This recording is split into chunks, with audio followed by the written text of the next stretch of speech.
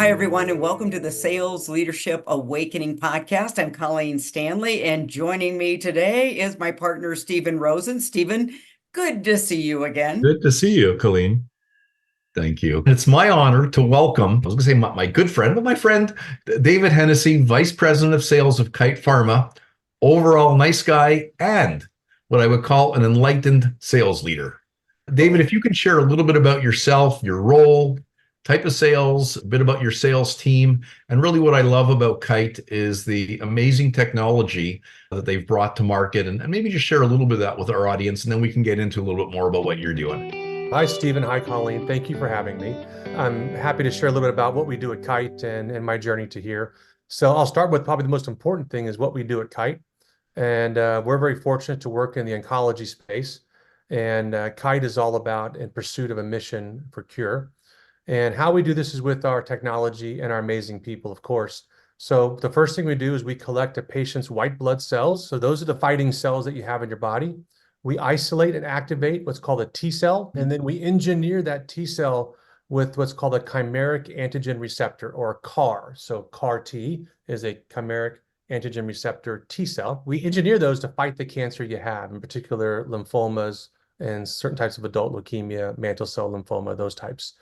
Then we grow outside of your body the number of those T cells that have been engineered, and then we infuse them back into you. So your own cells get engineered and given back to you to fight the type of cancer you have. I joined the company about 2.5, almost 3 now. And let's see, I've been in a variety of commercial and the biotech pharma spaces for the last almost coming up on 25 years, which just feels crazy. It feels like yesterday. And done a variety of roles, whether I've carried the bag as a sales professional or as a sales leader, marketing, on a market access side. And really the last 15 years have been leading national teams in a variety of capacities. That's great, David. Thanks for sharing. And let me ask you a very important question. When you look at your many years in sales leadership, what would you say your awakening moment was that shifted your leadership approach or your thinking or how you went about leading your team? Sure, I can remember the day, not the date. I was on a field ride. I was a brand new sales leader. This is when I was at AstraZeneca, a fine organization, and I was a brand new hospital manager, and I was responsible for the West Coast at the time on our injectable and pill products. And I was riding in the field with 25-year experience hospital rep, who I think had suits older than me. And at the time, I had all the great ideas. I knew exactly the way it was supposed to be done because I was a really successful sales rep. So of course, everybody does it my way. And that awakening for me was I need to listen a heck of a lot more than me yammering on about what I think they should be doing and really learn to ask them questions. And this particular rep, who's a dear friend of mine today, still just gave me some really blunt and direct feedback around, hey, you just need to listen to a lot more about what we're doing because you got 13 reps that are really kicking butt and we all do it different ways. And you could learn a lot from listening to what we do and see how we do it. And what we need you to do is actually share the best practices that you see that I do that somebody else should be doing and vice versa. And it started me on my journey of really becoming a servant leader and listening a lot more and asking questions. I could talk all day long about that. As most sales leaders will tell you, we can talk about ourselves all day. Shifting from telling people what to do to asking great questions and listening, the core of coaching.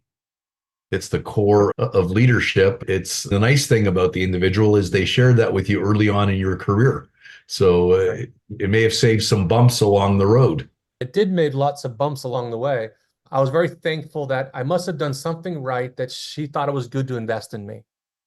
And that's how I think about it. I did enough right that she's, listen, we can do a lot of work here. And I look back years later, the team put her up to it for sure. I was driving them bonkers. You're going to tell them you can spend all day with them, driving them to Sacramento. I think that you tell them, please. Yeah, pretty much. I'll never forget that because it's something that I've always tried to pay forward is that all kidding aside, feedback is a tremendous gift. No matter where you get it, you might be in the right headspace to hear it, and you certainly might not agree with it. The fact that team at the time chose to invest in me is something I'll be forever grateful for. And hopefully I was a better leader on the second half of our experiences than the first half. absolutely. And there's a saying out there, when people care, they actually share. And I've always said to any member of my team, the day I quit giving feedback, that's when you should get nervous because I've gone into what I call apathy. So I commend and I'm glad you guys are still friends here. And kind of continuing on this theme, but taking a little bit of a right turn here Okay. on an awakening moment. I know with your background, You've been involved in a lot of conversations around strategy, setting the strategy, changing the strategy. And since this podcast is focused on really bridging the knowing and doing gap, where's the gap from your perspective and experience where you've seen people set the strategy, but then there's this lack of execution? Any thoughts there? Sure. I'm a subscriber of the philosophy that a mediocre strategy violently executed is better than the perfect strategy poorly executed. In other words, doing something in the marketplace sometimes is better than nothing. And in my experience, whether I was on the marketing side or whether I was on as a sales leader side, what I've seen is that in many cases, the people that are creating the strategy, they'll spend 3, 4, 5 months creating strategy. So what's in their head is really longitudinal. It's big. Then they try to put it down to 2 slides and say, and here's the basis for why we're doing the strategy. And here you go, sales team, here's 2 slides. We've just condensed 4 months of work to 2 slides. And I think that does the strategy development a disservice. I'm a big believer that if the sales team knows what the strategy is based upon, why it's important, they will get behind it if they see how it's going to help them grow their sales and help them grow their business. And so on the biotech space, it's really around what's your product positioning, what are the merits of the product, what are the messages you want to deliver in the marketplace, what's the patient type that's the best fit. And where I've seen strategy fall apart is usually where we're going to position. The product is either unrealistic or unattainable, or it's not today, but maybe it's a 5-year strategy that we're trying to discuss today, which doesn't really help the sales force. 5 years might as well be 5,000 years away. Especially today. Exactly. Give me today's positioning, not where you want it to be in 5 years. And the other thing is that a lot of times you won't get agreement on the patient type that's the appropriate one. They're like, my doctors will never buy that. So how do you help them see that not only will your doctors buy it, this is what they probably should be using it for? And so it's a robust way that I really want to see come through with our marketing colleagues. Now, as a sales leader, I don't just say, hey, bring it over the fence and let me do it. I should be partnering with you from the beginning on the strategy, where I get to pull what I know about the marketplace and our customers with that strategy development. And then I want to make sure that I'm the one also talking to the sales force with marketing. We're both on stage together talking about why we believe this is important. And so where I've seen it go wrong, Colleen, is when it's one department versus the other. It's too aspirational. It's not specific enough. And we just don't invest enough time in the why. And we assume everybody heard it from the front of the room at the national meeting for 7 minutes. So they must get it. You want to give me an hour? I can give you a lot of other hours. Maybe give me a strategy primer before the meeting. Maybe the NSM, we do a refresher after that. Maybe we talk about how does strategy show up in action. Like, we got to work with this, folks. And I don't know if you've seen this, but a lot of times you've got your chief revenue officers, sales managers, they're doing the ride-alongs, whether it's a virtual call or in-person call. I don't think I see enough of the marketing department doing ride-alongs. Is that part of the disconnect? Because like you said, we're all on the same stage together, but I've said marketing needs to be out there in the field, because it's like when you hear it firsthand or see it firsthand, it becomes real. And I think the messaging becomes more authentic or frankly on point. I got to tell you, there's a couple of best practices that I've seen organizations do. One was Genentech Roche really did this incredibly well. They created marketing buddies. And so every sales team had a marketing lead that would basically be with them for the year.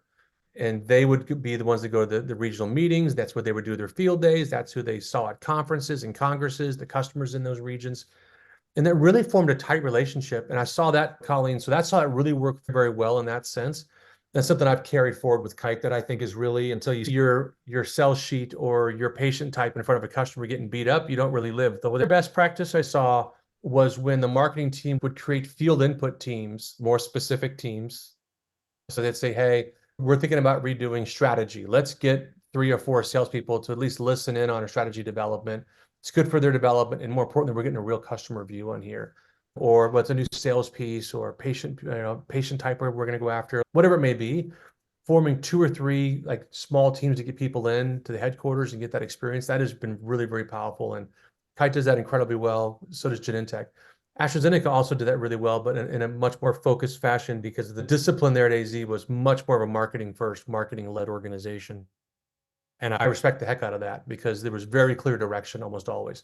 Did I agree with it? That's a whole nother story. It's interesting that you say that, because I come from a pharma background as well. And the process within the pharmaceutical industry of building brand plans, of building all their marketing plans, is probably 2 to 3 months in length until it's presented to different levels of management and finally gets approved in what I found in many cases. And yes, you may have some folks who sit in on it and who can lend their opinion. Sometimes your physicians are brought in as part of that planning process. But then all of a sudden it gets lobbed over the fence. A national sales meeting, and maybe in January or whenever you're doing a quarterly plan of action, the sales team doesn't have a lot of time to actually work through the execution component because in most cases there isn't a refined execution process or a building process to build the execution plan. Can you share any things that you do to help the sales team execute it incredibly well? Well, we have to make sure we have this is not just pharma now, any organization. What do you expect of your sales organization? And I go back to the basics of any strategy. So whether it's a marketing strategy or in this case, a sales execution strategy, the components are the who, the what, the where, the when, and the how. And if you have those checked off, then your strategy has a really good shot at being successful. So who should I focus and spend my energy on? What customers? What segment of the customers? Is it everyone that does plumbing or just certain plumbers? Is it every physician or certain physicians? And why is that important? Where do these people reside?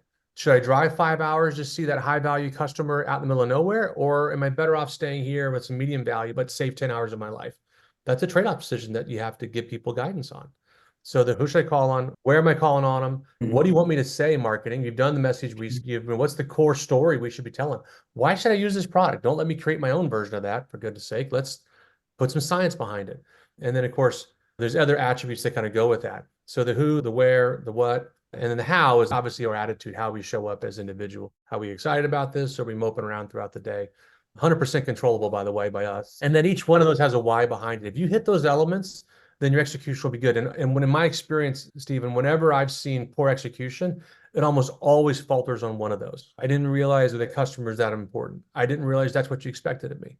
I was going to ask, always one of the challenges once you've rolled it out is keeping execution on track. How are some ways that you know that the team's doing a good job, a great job, an amazing job executing? It goes back to the basics of any execution. There's really good books written on this one, by the way, around execution. There's people get PhDs in this, I'm sure. But for me, it's you find a few basic measurements that tell you're on track. And those are what I call lead indicators. They tell you where you're putting the ergs of energy into the marketplace. And is it in the right place? Is it in the right customer group? And in the pharma side, we also can track the messages that we're talking about. So are we actually talking about what we're supposed to be? Obviously, the quality of this is only what you put into it. So you want people to be truthful because it's important for us to understand. And then obviously the real indicator is, do you see the results change? And so execution for me is, where do you put the activity? What are you showing up and executing against? And then the results should follow. And if results don't follow, then you go back to the age-old question. Did you deliver the message and the story, or is it a bad story? And if you don't have decent data, you can't actually answer that question. That's why the data is so important to understand. The presenting problem is generally not the real problem. That's right. So you've got to dive into all of those things that you've mentioned there. Something you have to go back a few conversations is, I love that process. Like, you've got to have these points that you hit. But something you mentioned when we connected the first time was your team understanding the why. Now, I don't want to give away the plot, but you mentioned something about heart. I'll just leave it there for leadership style. Yeah, fair enough. Any strategy, you have to spend the time on the why behind it, right? We all know this. We talked about it. I have found that in my experience, every why should have two components. One is the head, which is your rational thinking about it. Is it a numbers game? Show me the strength of the market, all that. The other one is the heart. In this case, in my industry, as I talked about Kite and CAR-T, we're offering hope to a lot of patients. If you can't get excited about that, and that's not your why, then you're in the wrong business. And everyone's wired differently. Some people, it's never 50-50. Some people are all heart and limited on the head, and others are around the other way around. And so as a leader, you want to make sure that every argument you make, the basis for the why has those two components. You're covering the majority of humanity with those. How have you done that? Because again, the knowing and doing gap, with all the literature we have out there, growing, people talk about empathy a lot. So what's the reason a leader only focuses on the heart maybe, and ignores the numbers? I've seen that. Or they just focus on the numbers and go after just the heart. Where's the disconnect happening? I think people are wired a certain way. Like when I look at my family, I got a data-driven kid and I have a non-data-driven kid. And I think people are wired that way, or at least they gravitate one or the other. And I think as leaders, it's our responsibility to appeal to the broadest audience possible, because I have an audience full of people that will be both one or the other, or versions of both. And so I think in many cases, I don't think people intentionally say, we're going to make it a rational argument and stick away from the emotion. I just think they're wired that way. And our job as leaders is to know who we are and understand who we are and where we're leading from. And then from there, either balance it out with somebody else who can help you balance it out, or find a way to balance it yourself. And I tell people, if you can't find the heart in what we're doing, that's okay. There's somebody else you can bring on stage that'll help you with that, or the data part of somebody else. Patients are very persuasive in terms of how it's impacted them. Patient success stories, physician success stories. Even it goes beyond healthcare, though. Healthcare, I think the why is really easy at times, because you could better life, improve life, keep people alive. But I don't care what you're selling.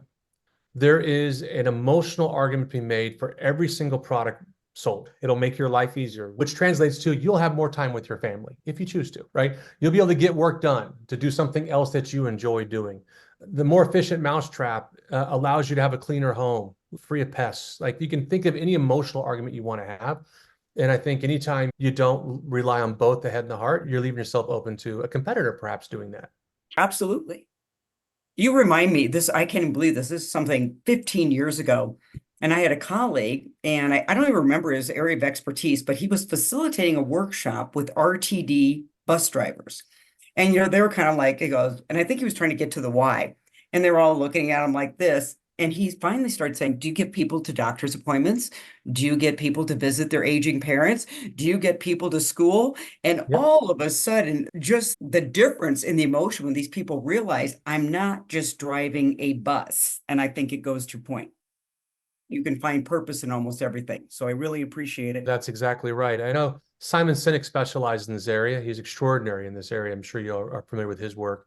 He talks about a variety of framings of how to kind of get at this. And I'll paraphrase him really poorly on this one, but he says something to the effect, people don't necessarily remember what you say, they remember how you make them feel. So it's interesting because in many cases we talk about hard measurements or metrics for sales. And here we're talking about the heart, having purpose in what you sell as being key drivers for what gets people going and what makes them execute better. Colleen, could you summarize is there any points that you feel, hey, this was phenomenal? I know I've got a couple. He said, David, thank you for sharing this with us. Well, the one that really did grab me is because everyone, like you said, David, talks about the why, but when you framed it up as the heart and head, but then what you just said, certain people are wired certain ways. That's why they default to that. And in fact, it's interesting at our house, my husband is really logical, really analytical. He can build a rocket ship. Me, I'm flying at the 50,000 foot level. But the next thing you pointed out, and I think this is really important if you didn't catch this, listeners, viewers, self-awareness. Just be aware of where you're going to default, but be aware that we need both, especially in driving forward execution, strategy, and solutions. So that was an aha today for me, that we do tend to default to those, but having that self-awareness. So thank you for that. I got to tell you, I've learned for myself, I can orient heavily towards the heart. That's the way I wire. I know that, so I spend extra time on the head. I have to make myself do it. I got to make myself look at the spreadsheets. I have to have a regular time where I do it. I have an analytical team that helps me out with these things. It's not that I can't do the work. It's just if I have 15 minutes, I'm going to spend 12 on the hard stuff. So I can make myself do the stuff that just doesn't come naturally to me. Good for you. That's a great self-awareness. I've been working with many leaders and working on communication style. And we use different terminologies, but people who are people-oriented, who like to know the excitement part, and people who are factually oriented. And you find most people are wired one way as opposed to the other.